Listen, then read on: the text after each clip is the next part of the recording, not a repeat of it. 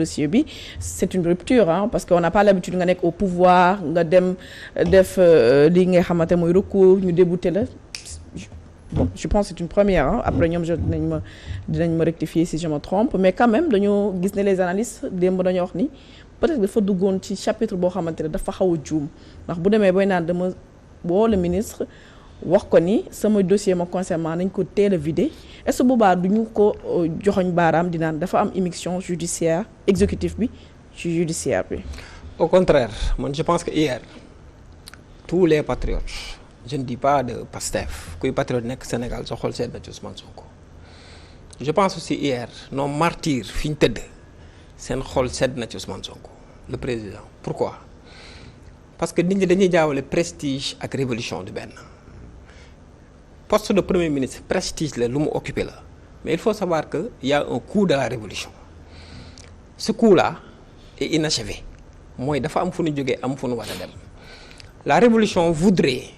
bu ñu waxee dans le carcan intellectuel ou bien protocolaire li ñu doon xeex bu fekkoon ne nguur rek moo ko taxoon jóg donc démb le premier ministre Ousmane Sonko du ñëwaat ci ay dossiers parce que yegg na ci nguur mais dafa lay woon ne kii nekkate principe lay xeex révolution bi nga xam ne tey jii moom la teniroon ba jusqu'à présent révolution boobu moom lay continuer mooy lan dafa am loo xam ne ay dossiers yu fi jóg la dossiers yooyu tax ay gone ñàkk seen bakkan dossiers yooyu tax ay ñoo xam ne tey jii ñàkk nañ seen bakkan moom mu ñëw ne malgré tey jii doon nañ état du Sénégal téye nañ les mallettes de l'état malgré ça dañuy wéyale révolution bi nga xam moom lañ nekkoon mooy bu fekkee justice dafa jeng ñu ne ko kat justice dafa jeng lii rek ça montre que nous on n'a pas la justice entre nos mains maanaam ñun dañoo gëm séparation de pouvoir te rupture bi ñu doon wane aussi lu am la deuxièmement lan moo tax ma ne coup de la révolution bu fekkoon ne dañoo rêvé woon rek ci benn mbir donc aujourd'hui kon mënoon nañu bàyyi loolu mu jàll mais lan moo tax moom mu ne dafa bëgg a laver honneur am buy laver honneur am dafay lavaale honneur yi ñi nga xam ne te dañ ne xale yooyu fi ñu dee ñu tëddee dañoo xaru y avait des gens qui avaient tenu seen repos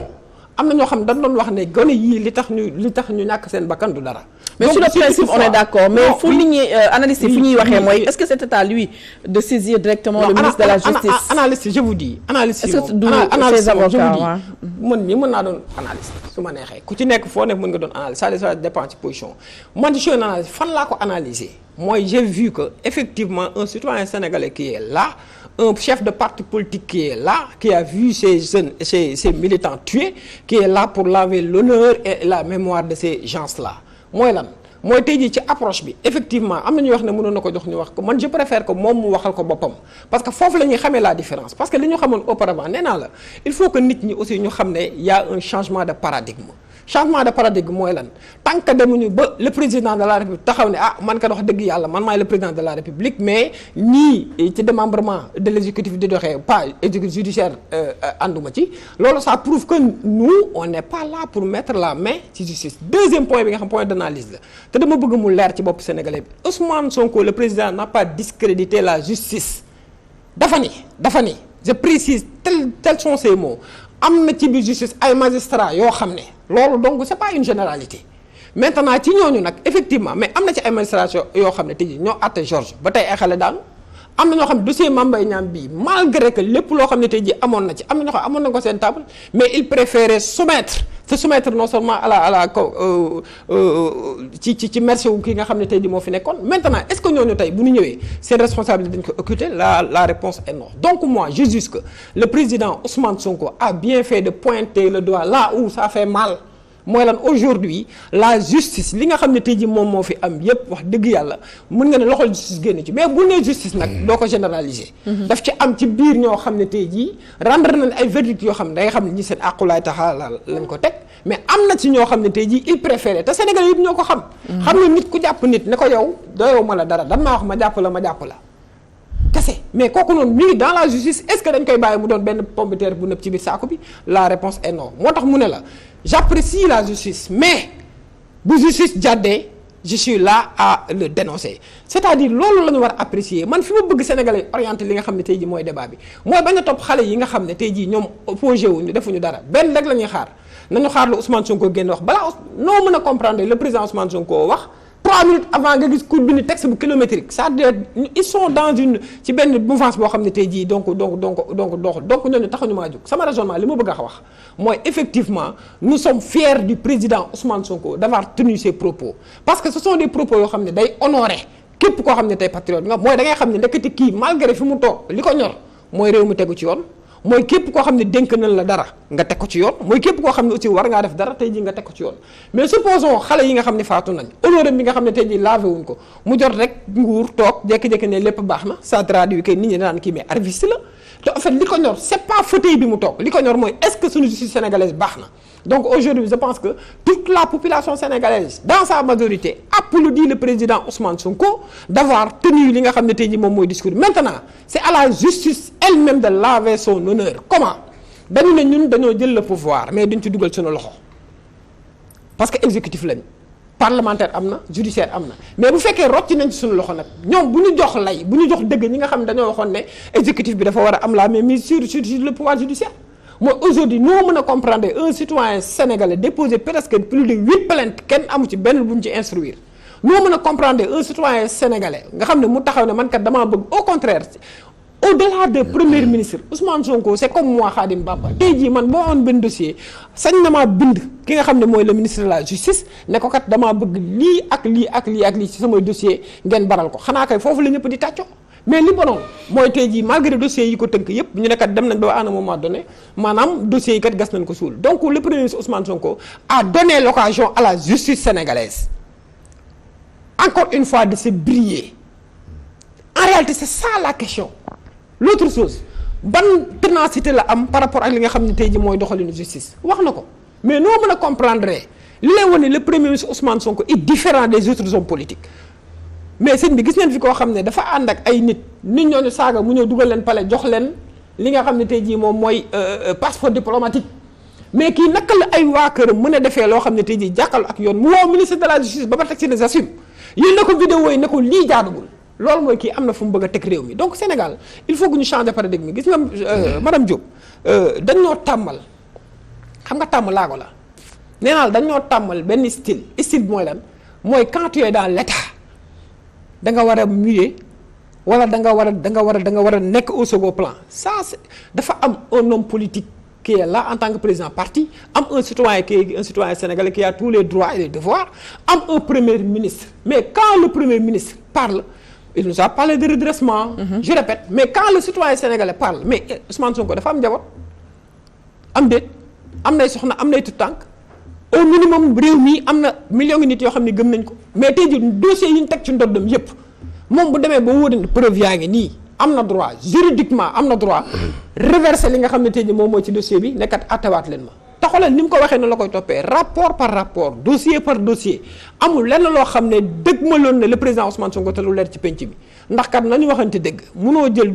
jëmm ju toll noonu ak li ko gëm nga tuumaal ko li ñu ko tuumaal même bu ci benn bakkan rotoon mais 83 bakkan ñoo ci rot est-ce que on a le droit est-ce que le président Ousmane Sonko dafa war a toog ne bon ñëw naa premier ministre rek dama koy bàyyi bu ko defee dafa trahir Sénégalais. D'accord. Donc li mu bëgg man je pense que l'ensemble des Sénégalais et aujourd'hui bi ñu yeewee boo gisee la réaction des Sénégalais da ngay xam ne ñii ils sont très contents de la réaction du premier ministre. Ils sont nostalgiques de Ousmane Sonko ak ses live. Ah mais nous tous on est nostalgiques de alors Georges dossier Mame Mbaye Niang bi yàgg na taxaw Mame Mbaye Niang ne y a pas de rapport taxaw fii ñu jox ko dëgg ni na waa amul rapport mais démb le premier ministre génne rapport baa ngi nii certes Mame Mbaye Niang nekkul ci réew mi il est hors du pays léegi que sera la suite de cette affaire parce que moom moo taxawoon na y avait pas de rapport baa ngi léegi ci table président premier ministre. waaw loolu suite bi si war a am bon ça dépendra de lui parce que c'est injusticiable am na droit ne man jugé nañ ma si dans des conditions yoo xam ne am na li si manqué woon y a erreur de procédure wala y a erreur matérielle wala y a des pièces manquantes wala dafa am un fait nouveau boo xam ne dama ko bëggoon porter à la connaissance de l'opinion et de la justice parce que un rabat d'arrêt xam nga boo fàttale ko premier jugement Mame Mbaye ak Sonko en première instance dañ ko condamné woon 2 mois avec sursis et 200 000 amende. Il était toujours éligible ci 2 mois yooyu. waaw Mame Mbaye dem def appel boobu la cour d'appel condamné Ousmane Sonko à 6 mois avec sursis 200 millions d'amende. dégg nga si la moom si boppam mu def un rabat d'arrêt dégg nga yóbbu ko fële ca Cour suprême.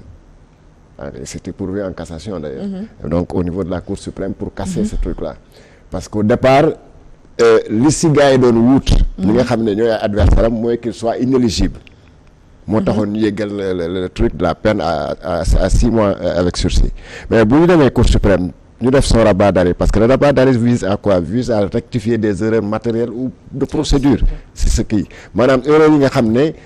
impact nañu négativement si verdict bu ñu la bu ñu teg sa ndodd. respecté nañu procédure wala procédure bi salfaan nañ ko de telle sorte que moom mu impacte négativement ci verdict wala. son jugement bi day xool la forme ba xam. donc bu demee ba rabat d'arrêt boobu Cour suprême si boppam moo newoon que ne en matière de diffamation kenn ça relève dans truc politique maanaam kenn mënul si perdre nit ses droits civiques. kenn mënul wax diw ndootoo tu seras plus éligible wala électeur donc là déjà le problème était réglé donc moi je me dis que étant lui-même comme ni ko ba ma waxee léegi c'est un citoyen qui a un justiciable également am droit ne man procès bi lii kontaan d'accord ma si dama bëgg ñu xoolaat ko ñu rouvrir le procès comme ni ko waxee. Il n'est pas le seul Karim Wade fii chaque fois mu ngi wax ne man suma procès bi nga xam ne moom la ñu tëjee. d'ailleurs moo demee ci dialogue bi loolu la waxoon posé comme condition temps Macky Sall. C'est pas le seul boo fàttale ko ci jamono Abdoulaye bi mu ñëwee première chose bu mu njëkk a def mooy dafa ne woon moom il veut la réouverture du procès de Mamadou Dia ak Senghor à l'époque. Mamadou Dia comme mu ngi doon dund moo ne woon non jaru ko moo ko waxoon ne jaru ko parce que à l'époque Abdoulaye Wade faisait partie des avocats yoo xam ne ñoo ko doon plaider donc loolu kenn mënul ko bañal en citoyen maintenant pour revenir à ce que Bamba disait tout à l'heure xam nga nee na pour les propos du premier ministre que déposé na ay dossiers ay plaintes yu bëri 5 à 6 kii yoo xam ne sans suite mais loolu ça veut dire quoi ça veut dire que justice boobu nekkoon foofu à l'époque du temps de Macky Sall moom moo doxalul woon yoon moo taxoon ba ces dossiers-là ont été classés en tout cas ces plaintes ont été classées sans suite parce que fekkoon ne yoon mu ngi doon dox comme ni mu waree amul ku ma am ndey amul ku ma amul ndey wala kii c'est un opposant duñu topp lu mu wax donc certainement que dinañu ces dossiers yooyu nañu am suite maintenant c'est une première wax nga ko léegi c'est en tout cas ça ne court pas les rues. waaw c'est une première nga nekk au cœur de l'État dem procès yu débuté la au cœur de l'État nga dem juste nga bëgg lii wala lii nga yaakaar moo war a am justice ne non du loolu. loolu day dëggal ni rupture am na ci justice. rupture am na ci justice. la preuve c'est que lu mu ko wax noonu plainte yu mu déposé yoon ay 5 ay 6 plaintes yoo xam ne dañ ko déposé kenn faalewu leen xam nga si on était dans un truc normal. Forcément en tant que citoyen nga porter plainte contre quelqu'un dañ ko war a topp au moins même bu leen début dañ leen woon ngeen taxaw donc loolu mooy wane que rupture am na donc je me dis que les gens de Pastef doivent applaudir se dire que non rupture am léegi parce que gis ngeen que ne Ousmane Sonko malgré qu'il soit le premier ministre du Sénégal dem na justice ne ko non du ñu topp li nga bëgg ay militants aussi voilà waaye ay militants def nañu nakas dul noonu moom mu ne leen amul intervention mu dem ne leen kii jàpp leen ñii parce que lu ñu def lii day baaxul si réew donc là je crois que c'est la preuve que y a la rupture maintenant est-ce que rupture boobu nag day war a tax que ne bon pousser peut-être la justice à faire yi nga xam ne à occulter certaines choses importantes yi nga xam ne wala parfois sax du ñu bëgg trop xam parfois day naan lii boo ko defee c'est pour plaire au prince wala da nga bëgg a neexal pouvoir moo tax tel magistrat s'est comporté de telle façon tel juge voilà donc là quand même vraiment c'est un bon début parce que day wone que ne justice bi daal fu mu nekk nii nekkalu fi Ousmane Sonko nekkalu fi Diomaye nekkalu fi Massamba nekkalu fi Mademba ku am dëgg lañ fi nekkal léegi nag bu jàppee ne malgré que moom qu'il soit le premier ministre et qu'il soit un justiciable daa soxla waat ñu xoolaat mbir mi parce que dafa am ay preuves yu bees comme rapport yi ngay wax noonu nga xam ne peut-être buñ ci séddee des faits nouveaux mais nañ si dem il n'a qu'à activer ses avocats et puis les avocats vont déposer le dossier. d'accord commencer la procédure judiciaire ak ñi nga xamante ne aussi dañ leen topp ci des voilà. scandales pourquoi pas sax def li nga xam mooy ay mandat d'arrêt alors ñu dem aussi ci li nga xam ne moom nga jiite muy may fàttali ni yow yaay coordonnateur BAOS donc gis nañ ni récemment am ngeen liggéey bu am solo boo xam ne amal ngeen ko notamment situation sénégalais yi nekk fii ci Mauritanie déjà dama comment se portent les Sénégalais à l'étranger balaa ñu dugg ci waxtaan boobu. Ils se portent bien. Ils se portent très bien parce que seen état mi ngi seen wet xam nga li am solo mooy sa état di la jege quelle que soit situation boo mën a nekk mu jege la ñun bi ñu ñëwee en tant que nouveau gouvernement dafa am benn fu ñu replacer li nga xam tey ji moom mooy la diaspora sénégalaise mooy ñi nga xam tey mooy les Sénégalais de l'extérieur effectivement du ñàkk ay jafe-jafe parce que ku tukki nekk ci réewu jàmbur mën nga fa am jafe-jafe parce que li valable Sénégal mën na valable ci beneen dëkk mais malgré tout ça état du Sénégal mi ngi taxawu ay doomu réewam dafa benn slogan boo xam ne dañ ko wax boo duggee suñu ministère avec le ministre Yacine Fall le secrétaire d'État Amadou Chérif Diouf mooy we leave no one behind mooy on ne laisse personne derrière doomu Sénégal lu mu mën a def fu mu mën a nekk danañu ko taxawu ànd ak moom ba lépp luñ ca yoot may ñu taxawu ko certes nag dans certains pays il y a un peu il y avait des tensions je parle à l'occurrence de la Mauritanie nga xam ne tey jii récemment foofu lañ jógee avec benn tournée bu ñu fa doon def piloté par le secrétaire d'État Amadou Chérif Diouf l'idée parce que il faut savoir que Sénégal dafa signé benn accord boo xam ne accord bu am solo la mi ngi ko signé le 2 juin dernier avant loolu en mois de juillet le 2 juin mooy madame Yacine